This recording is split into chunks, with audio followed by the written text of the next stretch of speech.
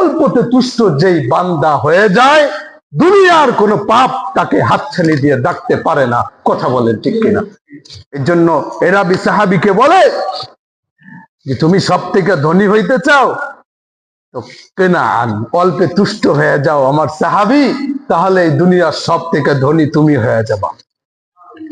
তোমাকে কোনো ধরনের ব্রাক হাতছানি দিতে পারবে না, তোমাকে কোনো ধরনের কিস্তি হাতছানি দিতে পারবে না, তোমাকে কোনো ধরনের সুদি কারবার হাতছানি দিতে পারবে না। কথা বলেন ঠিক কিনা?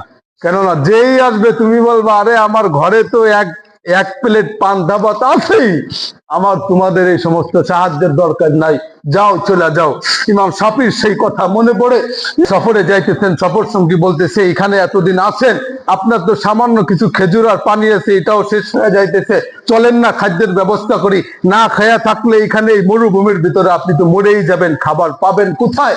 তখন ইমাম শাফি বলে মিয়া সাহেব 40 বছর তো হয়ে গেল, একদিন এমন যাই নাই যেই দিনে রাতে আমার খাওয়ার জন্য কিছু ঘরে ছিল, কিন্তু একদিনও এমন যাই নাই রাতে যে আল্লাহ আমাকে না খাওয়ায়া ঘুম পাড়াইছে। মিয়া সাহেব শুনে রাখো, আল্লাহর ভয় তাকওয়া যারে সম্মানিত করতে পারে নাই, দুনিয়ার কোনো কিছু তাকে সম্মানিত করতে পারে না।